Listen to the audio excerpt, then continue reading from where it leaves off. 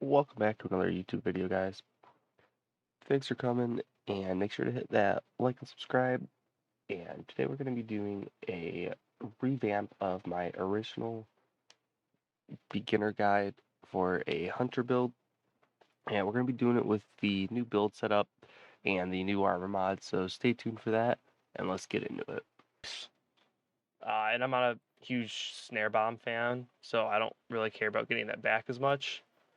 For the jump, use literally whatever you want. I prefer triple jump in PvE. I use strafe jump in PvP sometimes. It's preference. And then for the grenade, you can use whatever grenade you want. For PvE, I prefer vortex grenade, and I really enjoy spike grenade or void spike in PvP. So for the aspects, what I'm going to be using is Stylish Executioner, and that is defeating a weakened, suppressed, or volatile target grants invisibility and True Sight. True Sight lets you see through walls. They're legal wall hacks, and invisibility is what it sounds like. You become invisible, and while you're invisible, if you punch something, you weaken the next target. So when you're surrounded and you use a smoke bomb or a grenade and then you kill something, you become invisible. And then if you punch something, it weakens it. It ends up being really, really good. And I was never a huge fan of it until Witch Queen came out. And from there on, I fell in love with it. And the next one I'm going to be using is Vanishing Step. Dodging makes you invisible. That's what it is. Being invisible means you can regen without taking damage, unless you're getting area of effect damaged, because that doesn't matter if they see you or not. So for the fragments,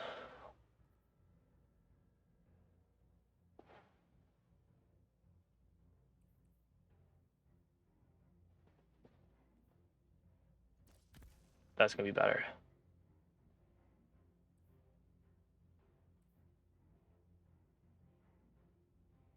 All right, so first things first, I use Echo of Dilation right off the bat because I don't care about being crouched and sneaking faster and getting enhanced radar and whatever, because I want the mobility, because mobility is what ties your hunter dodge and its cooldown. The higher mobility you have, the quicker your cooldown for your dodges, which is your best friend as a hunter, especially in a build like this where it turns you invisible and reloads your weapon.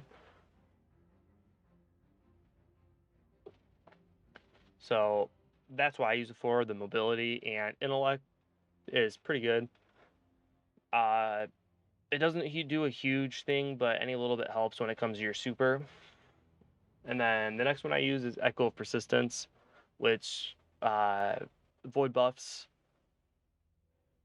they last longer. So invisibility, overshield, devour, mainly for the invisibility aspect for this build. But having the overshield is nice, especially if you're running with a Titan. When they place down an overshield and you stand in it, you get that overshield and it lasts longer because of this. Echo of Persistence.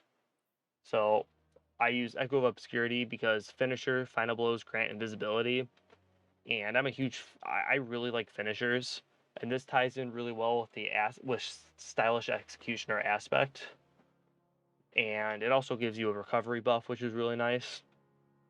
But again, another way to become invisible is by finishing something.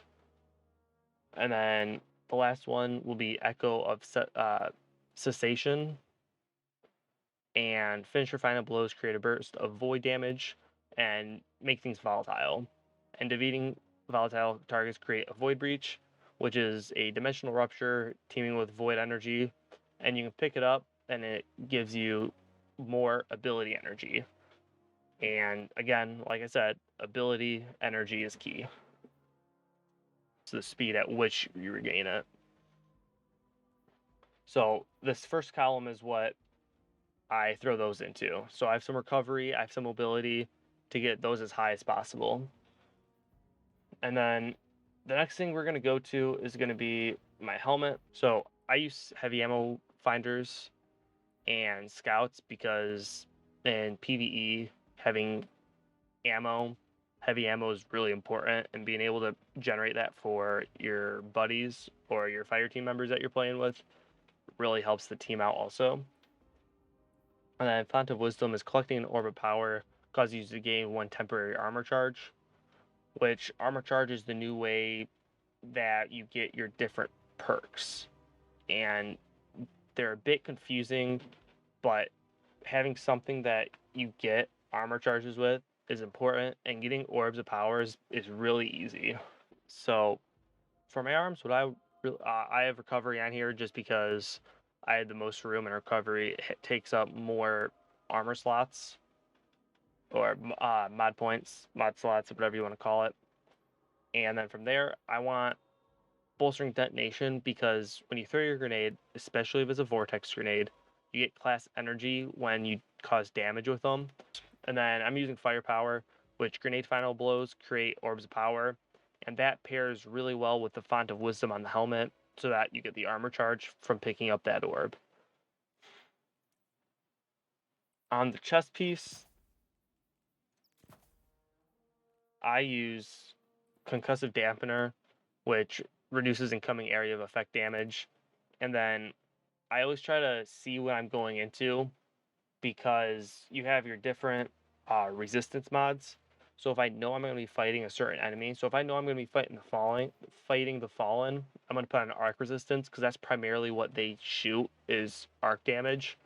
Or I'm going to do solar if I'm going against Cabal, or void if I'm going against Cabal. Either one's good because Scions use void, but you have the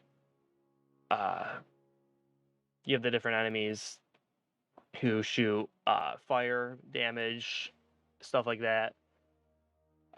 Stasis is really good when it comes to the Scorn, because the enemies who run up at you with the chains, they have stasis or solar in there. And then melee damage resistance, it's okay. I personally don't like it because I don't like enemies being point blank with me. And then sniper damage is also a nice one, and that's kind of a general all around one you can use also. Emergency reinforcement is when your shields become broken, you gain temporary damage reduction. And this is by using up that armor charge that you get from collecting the orbs of power. For my legs, again, I have mobility, and I like replenishing health for orbs of power, and that's just by picking them up. And then Absolution reduces all ability cooldowns each time you pick up an orb of power, and that's really nice because it gives you a little boost to everything. Whereas you have other ones where grenade cooldown, melee, class ability. I like getting a little bit of everything back though, and that's just a personal preference. So on my cloak, or your class item, I use Empowered Finisher, which gives you an armor charge for finishing when you have none. So you can't have any armor charge, but this is a good way to start off. You finish it, and then you can create orbs of power with a grenade, and you can build them up. And then I have Explosive Finisher, and finishers restore grenades when you have an armor charge, which you can get by finishing with your grenade. That you can, it helps you get your keeper grenade up, which also helps create orbs. And the more orbs you create, your super goes up, the abilities, your health. And then I have proximity ward, so I get a powerful overshield while I'm in a finisher. So it helps you. It helps save your life if you're crowded by enemies and you can finish one. Buys you a few extra seconds, and especially if you pair it with finishers restore grenades, you can throw your grenade out right afterwards, and you get an armor charge if you don't have any. It helps tie everything in together, and that's why I really enjoy it. And those are kind of my mods for this build. Alright guys, thanks for watching. Again, if you want more of this content, make sure to like and subscribe, and check out my Twitch at twitch.tv/stubborn_bucket for more content like this. And with that, I will see you guys next time.